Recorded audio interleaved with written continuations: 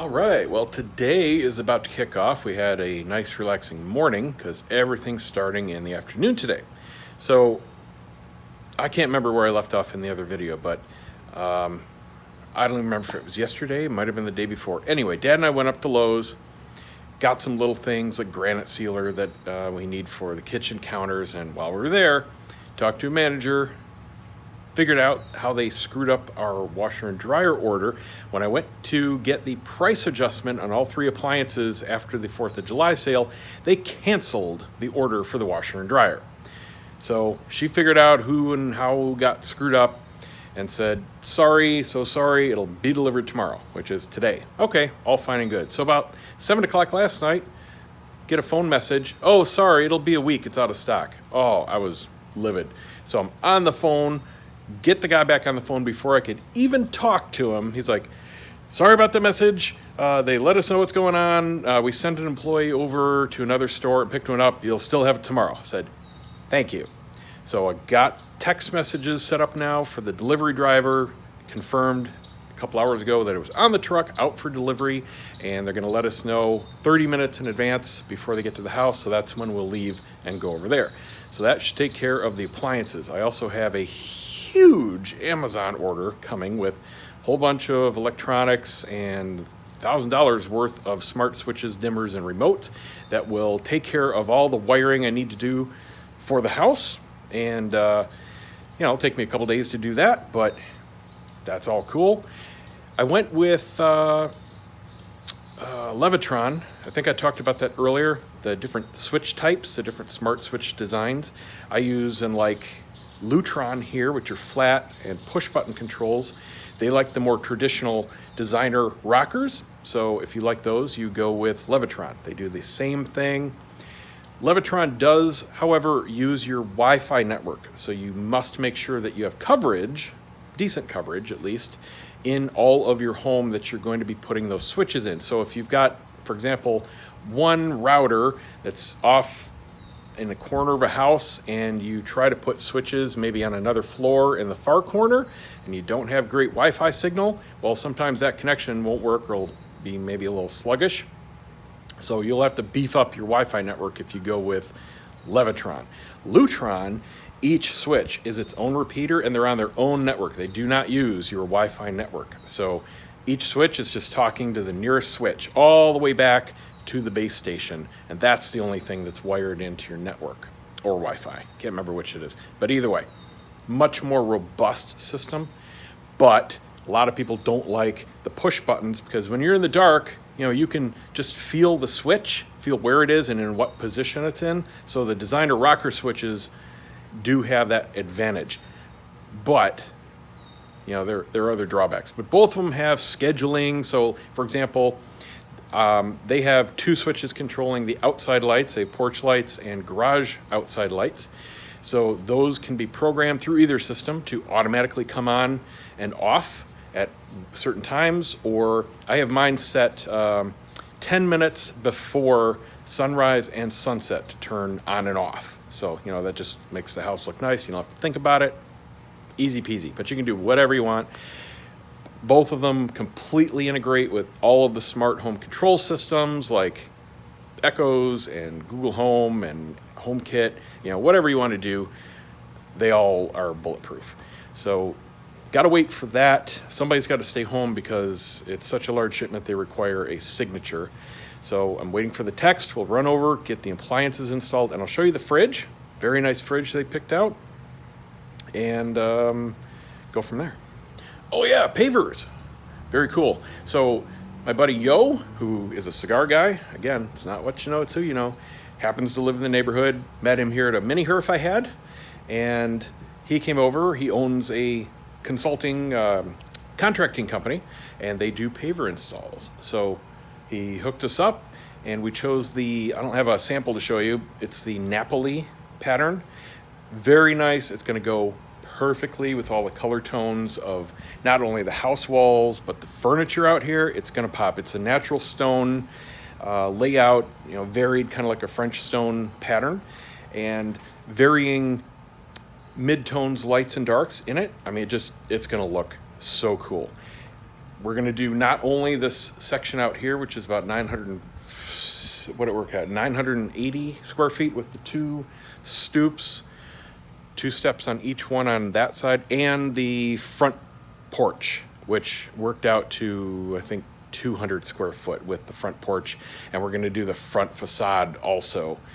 So, I mean, it's all going to look so sweet. So it gave me a great price installed. It's going to be pretty quick for them because it's all going on concrete. So just a light dusting of the leveling sand. Bing, bing, bing, bing, bing. Everything's going to go in, mortar the sides. They're going to have some detail work for the bullnose, which we're going to do on all the steps and surfaces, and should be done in a day and just going to transform this. So I'm really excited about that. That's going to be in the next 1 to 2 weeks. He's trying to work out a big bulk order because he's got a couple jobs. He's doing his own home in the same ones also. So he's just trying to arrange the one massive delivery. Mine alone is taking 11 pallets of pavers. So it's a big job. Okay, so we're waiting yet again for the Appliance guys. They just totally missed their delivery window. It's 6:15. They're supposed to be here by 7 now. Anyway, here's the fridge. Beautiful unit. I told them not to get the French door or the bottom freezer because those can be a little hard to pull out. And these are super easy. It's got everything they need. Big ice bucket, really important, big sized freezer. Just your basic shelves and good LED lighting. Bada bing, bada boom. Beautiful stainless steel. It's got this nice dual dedicated water and ice. And then you can just choose your poison. Oh, there's still a brand new film on there. That's better. And then I've got a ton of stuff to install. These are some power dongles for fitting stuff where I need. Network switch to expand the networking cabinet because I got some more stuff going in there. Network phone system. This interfaces with the Ethernet phone line and Alexa. So these are all voice controlled, super easy once I get it all set up. Some better replacement bulbs, specifically for outside. I don't think I need to do any in here. And then the Mac Daddy box, grand worth of Levitrons, switches, dimmers, and remotes to do everything I need around the house. So this will be a couple days work.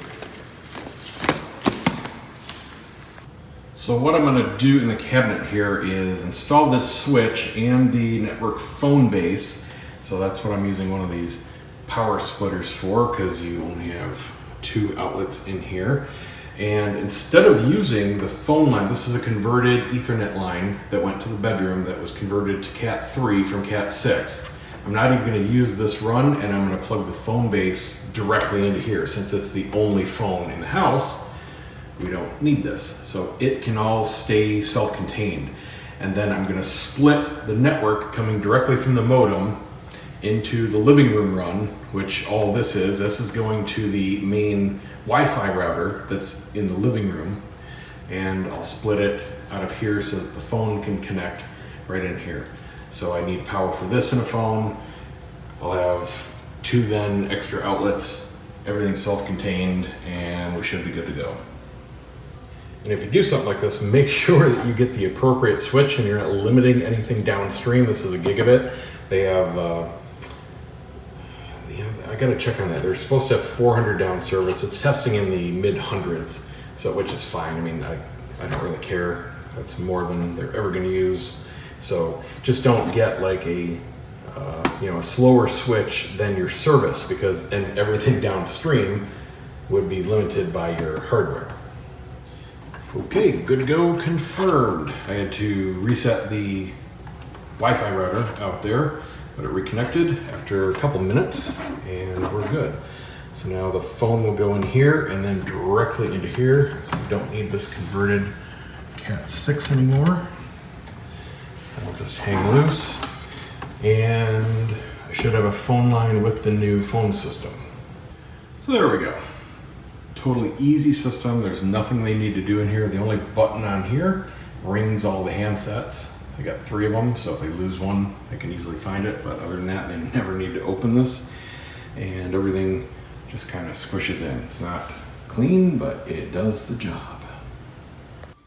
Okay, plan B. So I assumed incorrectly that this was like pretty much any other smart home hub and it just goes out to the internet, to the account. No, this needs to be on the local network after Wi-Fi because it needs to directly access Alexa, which has to be on the same network, which means I can't tap into the internet stream before the Wi-Fi switch. So you either have to run an Ethernet line into the bedroom to pair with the phone line that was converted to Cat 3, or run a Cat 3 over to the living room to pair with the Ethernet line. Don't want to do either one of those, so I thought, okay, since I'm eliminating the cable box out there, I won't need any coax in the house. I could do an Ethernet over coax and do basically Ethernet back into the coax, back in through this, another adapter on here, and then network. And then I thought, well, screw that. Since I'm essentially converting the whole house to wireless now, I'm just gonna move the router, the Wi-Fi router from the living room into here, and I'll just wall mount it, drill a hole through for the Ethernet wire. And that should work. Don't have to spend any more money. Which also means I will be eliminating this switch because I'll be using the switch built into the router. So it's after 8. Finally, just got a call from the driver after being on hold with freaking XPO Logistics for over 30 minutes and hung up on twice to find out where the hell he is. He got delayed, window got bumped, missed that window, no text, no call, no nothing. Terrible company. When we had our stuff done, it was direct from Lowe's delivery. They were awesome. This company, who Lowe's said they just started using, sucks. So if you're using XPO Logistics, expect headaches. Who knows when they're gonna be here? The guy said, oh, I'm just leaving, just finishing up my last client. So it might be like 8:30. Not cool.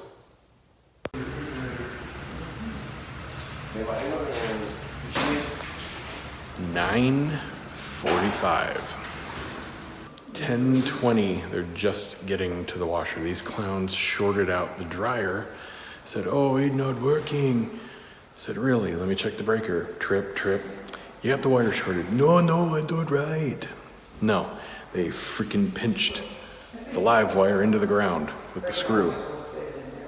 Just pure amateurs. This is why they're 5 hours behind their delivery schedule. They don't know what the hell they're doing. 10:25, they finally left. Absolutely ridiculous. Now we all have to be up at the butt crack of dawn because the moving truck is coming in the morning, and tomorrow is going to be a full day. See you next time.